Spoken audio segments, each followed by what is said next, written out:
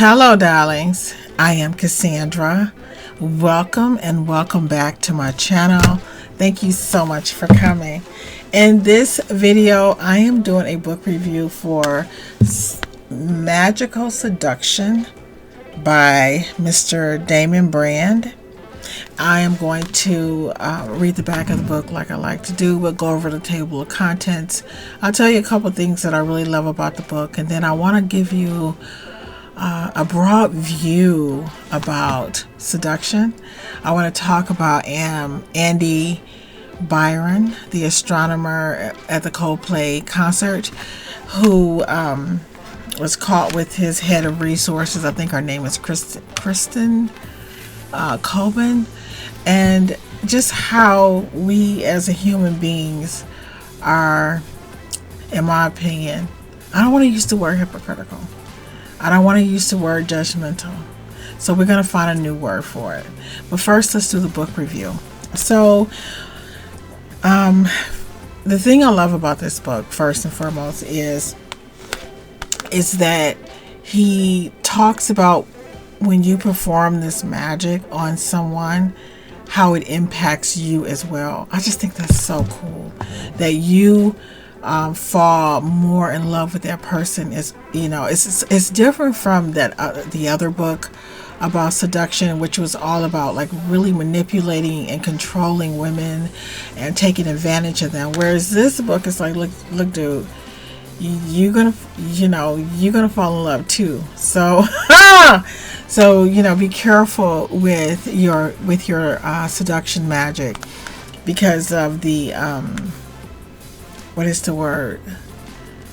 The back and forth. It's not just a one-way energy. I love that. So let me just start with the back of the book.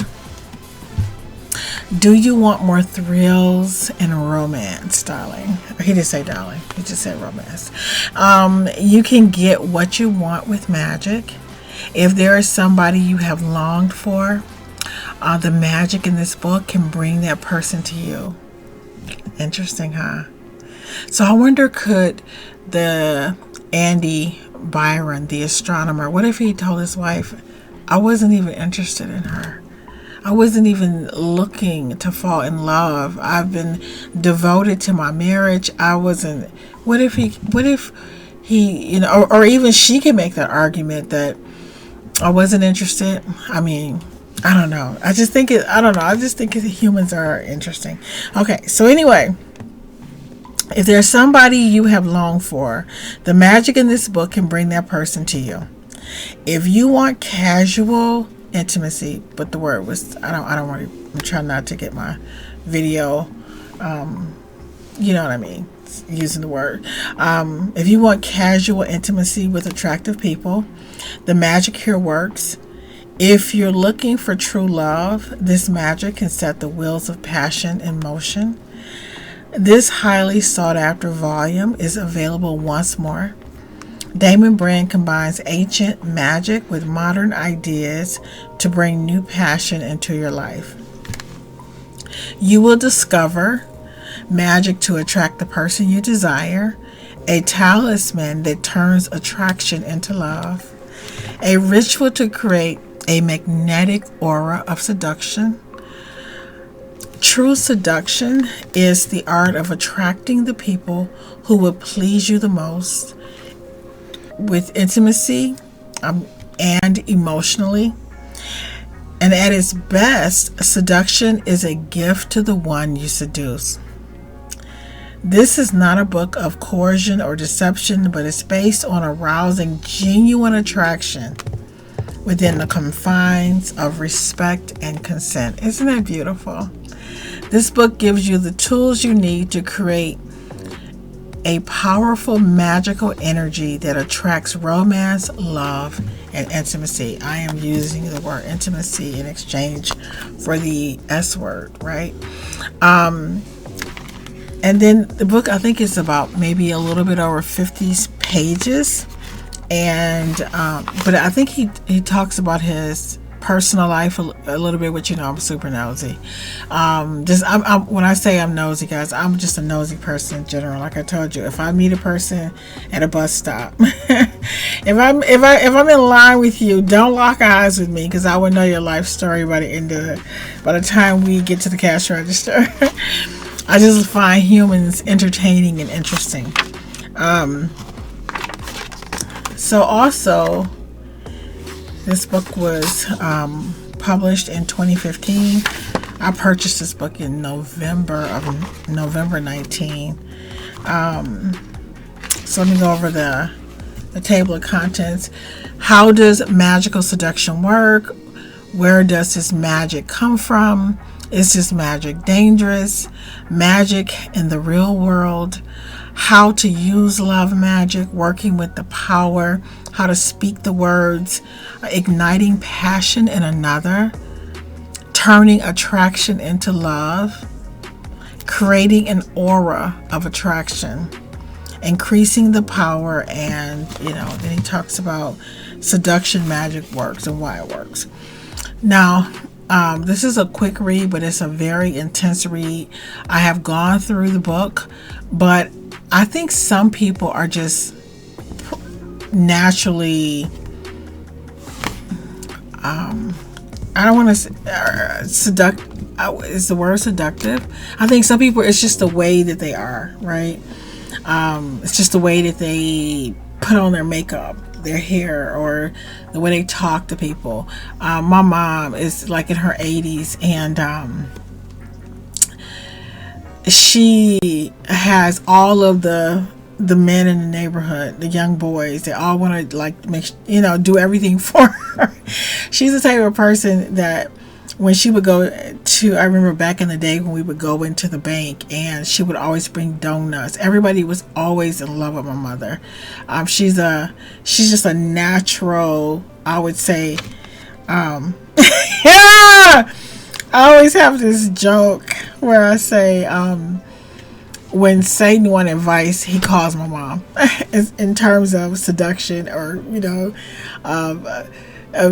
of charisma, getting people to do what you want. My mother, she's just born that way. So, but in this book, he has a ritual for people who maybe if you aren't born in, with the, I don't want to say it's a natural gift of seduction or charisma, but it's some really, it's some really good stuff in here. And what I really like about it is that some of it is it's not all just like the words he uses for one of the rituals. He uses like a pirate, and any gemstone.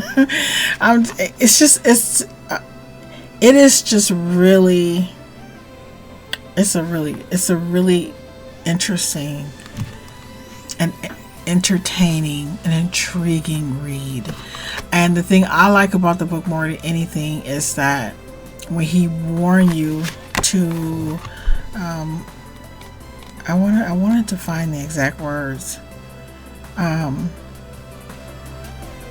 When he warned you that it'll deepen your feelings as well, so you want to be responsible, and he said you want to make sure that being in a relationship or being in love or exchanging this emotional energy with another person is going to be for the highest good of both parties. And I'm really into the I don't want to say the ethics, but the practicality, the natural consequences. I believe in natural consequences of our actions.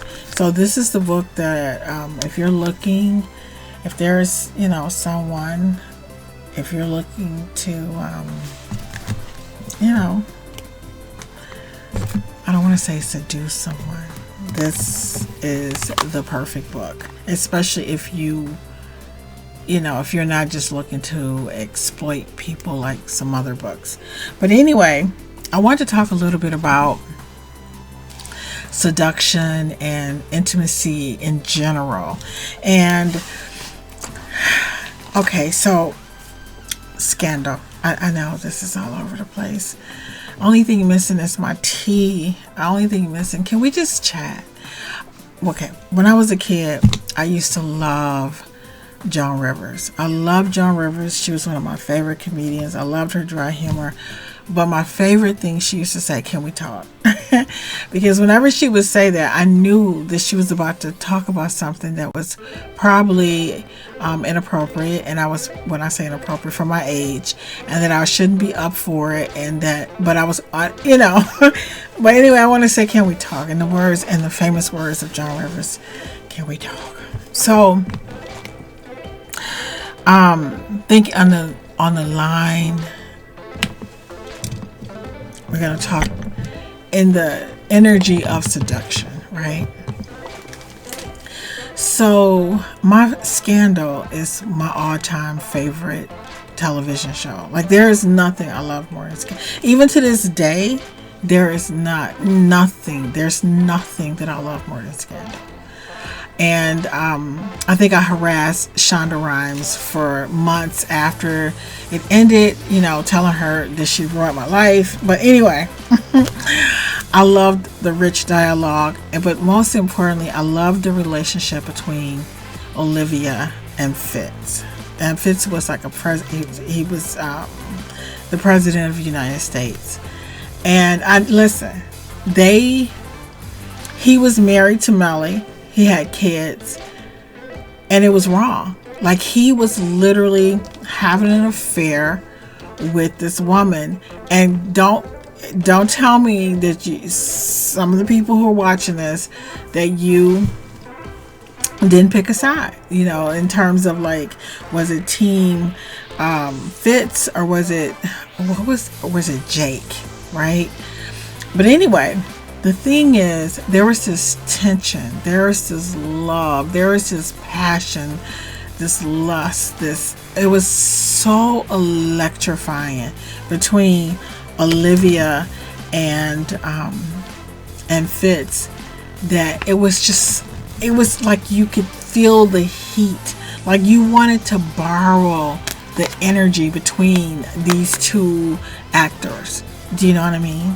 Like, and I think, you know, part of the appeal is that he's married and he is unavailable. He is the president, and it's everything about the relationship is wrong in terms of morality and ethics, and just like, you know, with this Andy Byron and Kristen, what is her name? Kristen Corbin, the head of his of human resources. So they're supposed to be upholding, she is supposed to be upholding, well, they both are supposed to be upholding company rules and setting an example of, you know, company policy and how to conduct oneself.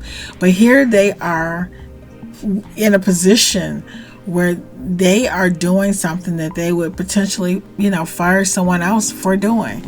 And I think that, and I know a lot of people are just like going in on them, but I think in our culture, guys, if we could just take a step and let's just talk a little bit about magic and seduction and energy and being a human, and you know, there's this song, I think it's called "If Loving You Is Wrong, I Don't Want to Be Right." He says, "Am I wrong for falling so deeply in love with you, knowing I got a wife and 2 little children depending on me too? And are you wrong to give your love to a married man?"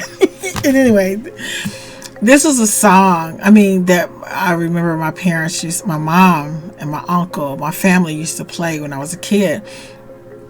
But the thing is, and then there was this song called Me and Mrs. Jones. Guys, I know that it is so easy for us to look at this couple and say, "Oh my God, what a scum, and how immoral you are, and how terrible this is," and da da da da. And I'm not saying I wouldn't be devastated, right, if I was, his wife. And especially I would say, "But you took her to see Coldplay. Like, God, like, I love Coldplay." Like, I'm just being silly. But I would be devastated and hurt. But there's a part of me that feel like if if my, I don't know, if my husband loved somebody the way, I don't know, Fitz loved Olivia, you know, the way people fall in love, that I don't know, I would feel like I was a third party. And I would definitely feel like, yes, I'm hurt, but you deserve to be with the person that you love. You deserve to be with the person that you feel this chemistry for, that you feel this love for. And that even though it would hurt me deeply, I would still want to bow out gracefully, right? I don't think, and the other thing I want to talk about was, I shouldn't say it. I should just, I want to talk about. No, just talk about it. The three pillars of marriage is intimacy. It's like friendship, and then there's chemistry, which is some couples, that being like physically attracted to each other, and then there's commitment. Now, commitment is when people are, you see people, no matter what happens, they're just, and we are we have a purpose together. And we are building something, and I am committed to this institution. And and they said in a healthy relationship, there should be a balance of all three. And sometimes, but intimacy, the friendship part is very important, and also the commitment and the chemistry, right? I feel like when we're talking about seduction, we're talking about intimacy. We're talking about, the S word, right? And I think everything in this world has come into existence because it is the most powerful energy in the universe. It created every human, right? And everything, it sells blue jeans all the way to lipstick to apples. I mean, it sells everything. It our whole society is I would say a representation, an expression of seduction. We're all being seduced every day, all day long. Whether whether we are watching a TV show, or if we are watching a commercial on toothpaste, if we are being if we're being sold the latest car or truck, we're being seduced. We're always being seduced. And I think what's interesting about it to me is that if you buy this book, Magickal Seduction, I just think you're harnessing an energy that is already available to you, that is already impacting your life, that is already everything that you can possibly think of. It is already you're already being seduced. Can you believe that? You're being seduced every day, all day long. And I think to harness the energy that is already available that is already impacting and shaping your life, whether it's through social media. You understand what I'm saying? I don't know. I think in a way, I know I might sound a little bit crazy tonight, but I think in a way, it's this is the best way I can describe it. So I love Feng Shui, and Feng Shui is the balance and harmony of how your home is organized for the chi energy to flow through it. I like to think of it as your home is a representation of the outer expression of what is going on in your life, and that is what I have found Feng Shui to be. Now, whether you practice Feng Shui or not, you don't have to practice Feng Shui, I can walk in your house and I can tell you a lot about yourself just by where things are placed. Yes, I could. I could tell you more than you would ever want me to know. And it's so you're, but you could. So whether you are practicing Feng Shui or not, it still has an impact. When I say impact, it is still an energetic system that shapes your life. That's the word, right? I guess impact shapes your life. Now, you can start to consciously move things around to harness the energy of the chi, which is the life force energy, and how it moves through your home, right? So you can harness that energy and say, okay, this is my love area, and I'm going to make sure I put, 2 red roses over here. This is my money area. I'm going to make sure I don't have any a garbage can or dying plants over here. So now what you're doing is you are consciously shaping an energy that was already expressing your it was already expressing and shaping the natural consequences of your life, or the natural what is happening in your life, right? So to me, that's how I think of seduction. Rather you choose to use a book for seduction, it's still shaping you. It is still impacting you. It is still harnessing your energy, draining your energy, shaping your energy, controlling what you buy, controlling who you find attractive and what you find attractive. Honestly, I really believe this. So I feel that when you decide to use magic,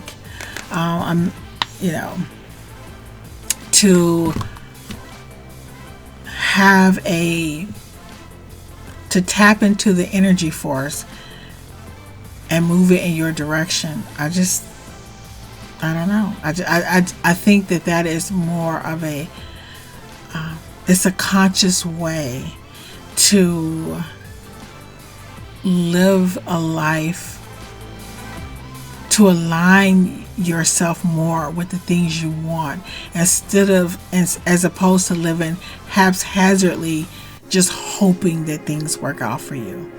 I hope that makes sense. I think that all humans are seductive by nature, but it takes a different type of person to mold, shape, and harness that charisma, that magnetic attraction that they naturally hold, to attract the person whom they most desire.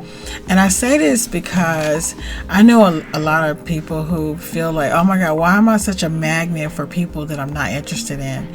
I'm going to tell you why you're a magnet for people you're not interested in. The reason you are a magnet to the people that you are not interested in is because you're probably more of yourself, because you don't care.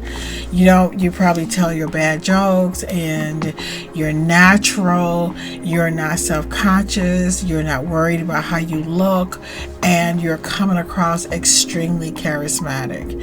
And it just kind of reminds me of like those history professors who they're balding and yeah, and they're old, but a lot of girls have crushes on them, and you would say, oh my goodness, why? How could you be attracted to this man with a pot belly and who's balding, whose wife probably doesn't even look at him anymore that way? It's probably because when he comes in that classroom and he shows the passion for his subject matter, and he is explaining historical events he's making love to that course content. He's making love to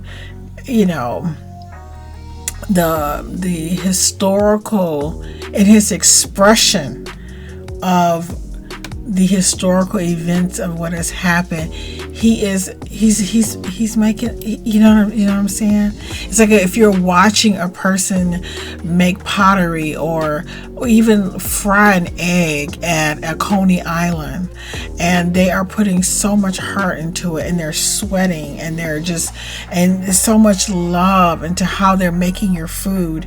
You fall in love. And I think that is the energy of seduction, is when you are making love to your life, making love to, you're showing passion and interest, and you're expressing yourself in a very natural way. Whereas I think sometimes when we are interested in someone, this is probably when we are exuding the most artificial version of ourselves, because we want to impress them, not knowing that our natural ability to be seductive is probably going to be a lot more appealing to that person when we are ourselves. I don't know if this makes sense to anybody but myself. But anyway, I think that this is why, sometimes when we talk about using magic, magical seduction, I think the energies and the spirits or whatever, they're going to help you align with the most authentic version of yourself that makes you most seductive, that I think that you may not even think is seductive, that you may not even find. You may think, oh my God, I just made a fool out of myself. I am, I just can't believe, how could anybody possibly be interested in me? Because they're going to be more interested in the most authentic, raw version of you, because that version of you is what's going to make a person fall in love with you, most likely to fall in love with you. I have a theory about seduction and intimacy in general, and I know this might come across a little controversial, but I just want to share it with you. I just like to talk. So, when you have a baby, and this baby grows up to be a rebellious teenager, you don't feel like, okay, I'm just gonna, end my relationship. Most people, let's just say the average person, you don't end a relationship because the kid is now a teenager and they're rebellious, because there is a DNA connection, right? I think that as humans, we're always looking for ways to,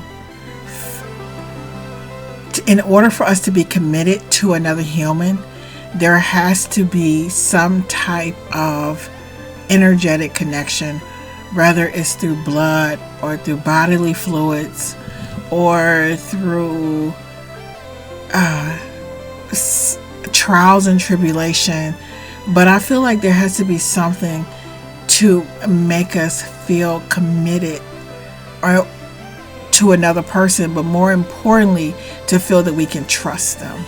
And I know this is going to sound crazy. And this is why I was debating as to whether or not I should even say it, but I'm just going to say it.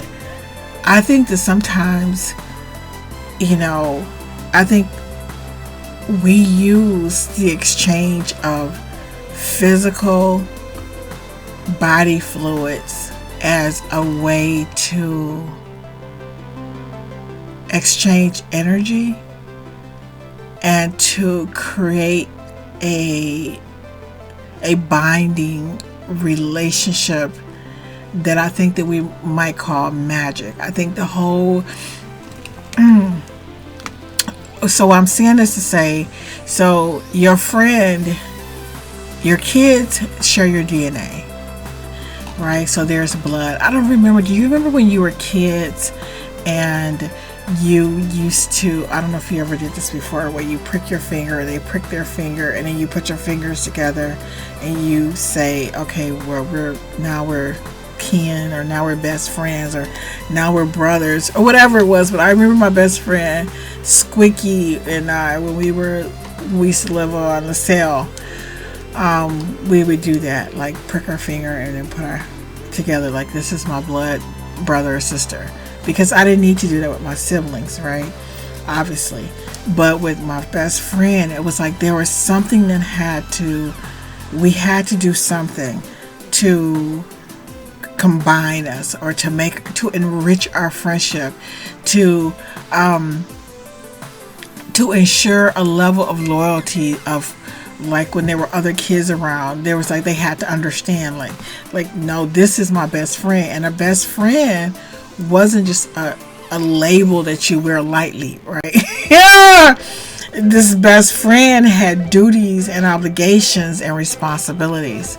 I think when you join the military, and when people go through, I'm forgetting the word that they use, but it's the same thing like with fraternities and sororities.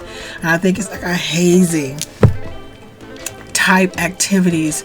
But I also think the energy exchange, like when you make a doll, right? A doll for magical purposes. The dolls work best if you use like some type of something that person owned, like maybe if you have hair or fingernails or something, like I think they call them tags, but something that where the energy of the person is attached to it, right? So why do you need that energy if it's just a doll? Or if a doll needs that energy, then a human needs that energy. And I think like we know that when marriage was invented, I think it was, I don't know, guys, I'm bad with dates. I think it was like maybe in the 2000s in Mesopotamia. But basically, it was not for, love. It was just to build political and economical alliances and for social structure and society. And we didn't introduce love until I think it was in the 18th century when we started saying, oh, you have to have some type of emotion for this person. But in order for us to have structure, it's almost like your word is not enough, that you say you're my friend or you say you're my wife. So with an intimate partner, you exchange fluids, because the fluids is sharing your energy with this person. So I think if it's not blood, then it's fluids. But I think sometimes even with like girlfriends, we like overshare very personal details of our life to build friendships. And I don't think guys do that. I mean, I'm quite sure they, well, who knows? But the thing I'm saying is this, long story short, I believe that the relationship with Andy Byron and his the person over his human resources, I think the president of his human resources, Kristen Corbin, I think that they don't know it, but I think that, look, and maybe they do know it, right? Who knows? But I think that sometimes we only can trust a person if we are exchanging a certain level of energy with them, and I think in the physical form, if it's not blood, then it has to be fluids. But I think it's something that gang members go through. But I don't know. I don't know how to explain. I don't even know what I'm saying per se. But I think that if I'm trusting my company with you to uphold the policies, then you can't just be my friend. You can't just be a person who can just quit. And if it was like a male, maybe they would go out together and they would do things or tell each other things. But I think that we're always looking to build trust and commitment and loyalty through energetic exchanges that can come across as betrayal to other people. But we need that exchange so that we can trust them, especially when the stakes are high. I like to hear your thoughts about that theory in the comment box below. So anyway, I really hope this video helps someone. Thank you so much for watching, and I look forward to seeing you, darlings, in the next video.